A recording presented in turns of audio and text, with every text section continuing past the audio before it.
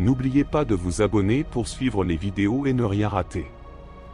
Explorer les mystères historiques et approfondir les connaissances sur des sujets fascinants, comme les Templiers ou d'autres énigmes du passé, ouvre des perspectives sur des époques riches en intrigues. Les mystères liés aux Templiers.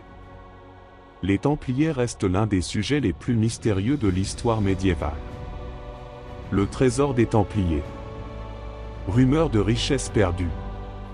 Lors de la dissolution de l'ordre en 1312, de nombreux inventaires mentionnent des richesses disparues. Ces biens, incluant de l'or, des manuscrits sacrés ou des reliques, auraient été cachés. Lieu suspect. Le château de Gisors, Normandie, est souvent cité comme un lieu de cachette. Certains pensent que des trésors templiers pourraient être enfouis dans des sites autour de Carcassonne, comme les montagnes de l'Aude. Le lien avec le Saint Graal. La légende du Saint Graal, ce calice mythique censé contenir des pouvoirs divins, est parfois associé aux Templiers. La chapelle de Rosslyn, en Écosse, est un lieu emblématique lié à ce mystère. On y retrouve des gravures complexes que certains interprètent comme des indices sur leur quête. Les Templiers et l'Amérique. Des théories suggèrent que les Templiers auraient exploré l'Amérique bien avant Christophe Colomb, utilisant des routes maritimes secrètes. Cela repose sur des cartes anciennes, comme la mystérieuse carte de Piri-Reis, et des symboles retrouvés sur des sites archéologiques. Les Cathares et le mysticisme dans le Languedoc. Les Cathares, présents dans la même région que les Templiers, fascinent par leurs croyances dualistes et leur fin tragique. Le mystère du Mont Ségur. Dernier bastion des Cathares, Montségur est entouré de légendes. Certains croient que les Cathares ont caché un trésor spirituel ou matériel avant leur chute en 1244. La gnose cathare. Leur philosophie, basée sur une vision spirituelle du monde, continue de susciter des débats sur leurs véritables origines. Les alchimistes et la quête de l'immortalité. Les secrets de l'alchimie. La quête de la pierre philosophale, capable de transformer le plomb en or et de conférer l'immortalité, fut une obsession pour de nombreux savants médiévaux. Nicolas Flamel, un célèbre alchimiste parisien, est au centre de ces récits. Les manuscrits cryptiques. Des ouvrages comme le manuscrit Voynich ou les écrits hermétiques de la Renaissance laissent perplexes les historiens et cryptographes. Les sociétés secrètes.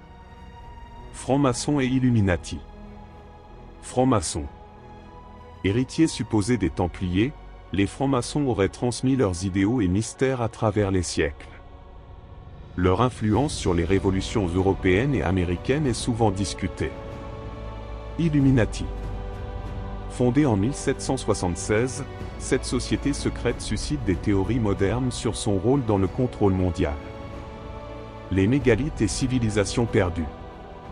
Stonehenge et autres mégalithes.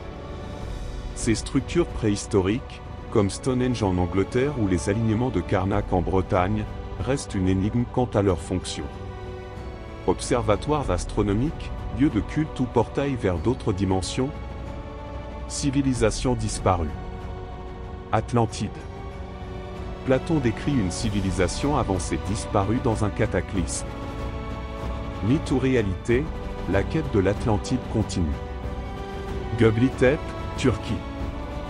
Ce site vieux de 12 000 ans bouleverse notre compréhension des sociétés anciennes. Qui l'a construit, et dans quel but?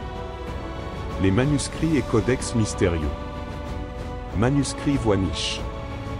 Ce livre médiéval illustré d'étranges plantes et écrit dans une langue indéchiffrée est un casse-tête pour les linguistes. Codex Giga, la Bible du diable. Le plus grand manuscrit médiéval connu, il inclut des textes religieux mais aussi une illustration du diable. Les légendes prétendent qu'il aurait été écrit en une nuit par un moine aidé par Satan. Les phénomènes inexpliqués dans l'histoire. Les crânes de cristal. Découverts dans diverses régions du monde, ces artefacts mystérieux sont associés à des légendes précolombiennes sur la sagesse universelle. Le disque de Nebra. Découvert en Allemagne, ce disque en bronze orné de symboles célestes révèle des connaissances astronomiques avancées pour son époque. Approfondissement. Les francs-maçons, les Illuminati et les cathares dans le Languedoc. Voici une exploration plus poussée de ces sujets fascinants, mêlant faits historiques, mysticisme et influence spirituelle. Les francs-maçons et les Illuminati. Héritage et mystère. Francs-maçons. Une société secrète au rayonnement mondial. Les francs-maçons, souvent considérés comme héritiers spirituels des Templiers, forment une organisation discrète apparue au XVIIe siècle. Leurs idéaux sont centrés sur la quête de la connaissance. Symbolisée par la lumière, elle représente l'illumination spirituelle et intellectuelle. Le symbolisme architectural.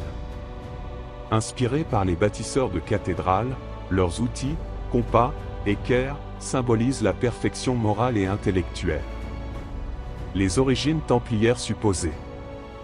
Après la chute des Templiers en 1312, certaines théories prétendent que des membres de l'ordre auraient trouvé refuge dans des guildes de bâtisseurs, posant les bases des loges maçonniques.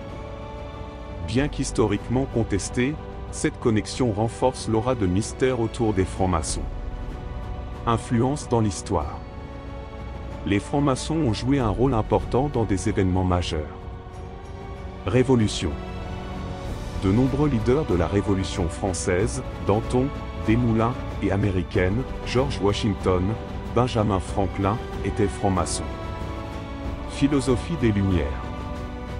Leurs idées de liberté, égalité et fraternité s'alignaient sur le rationalisme et l'humanisme des Lumières.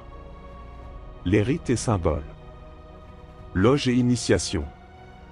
Les membres passent par des niveaux, ou degrés, qui symbolisent une progression vers la sagesse.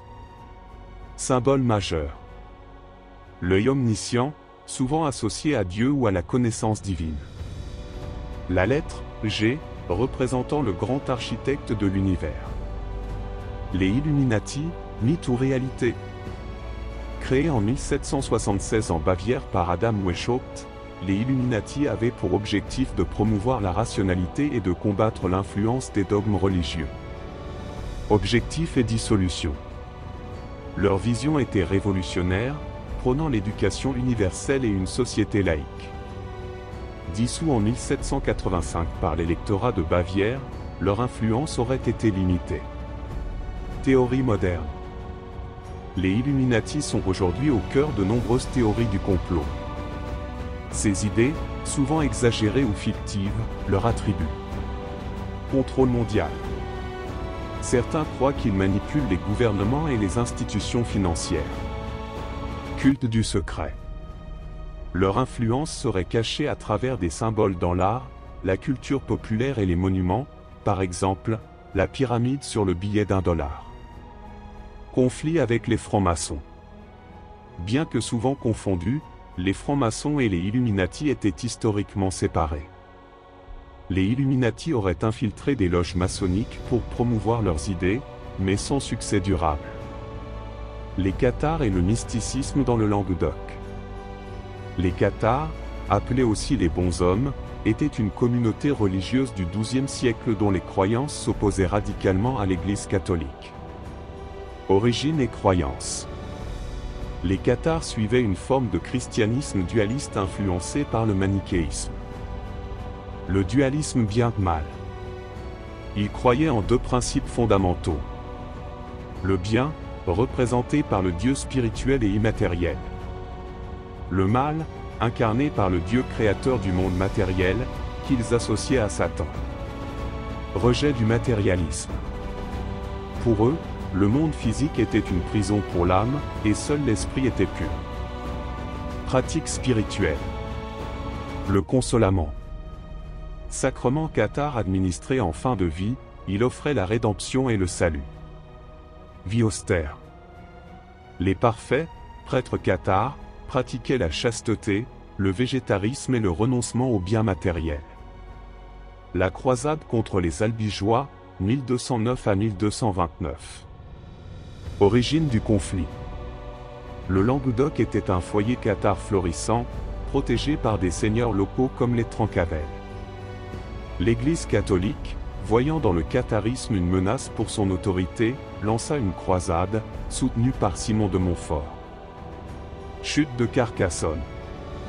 En 1209, la ville fut prise par les croisés, marquant le début de la répression contre les cathares.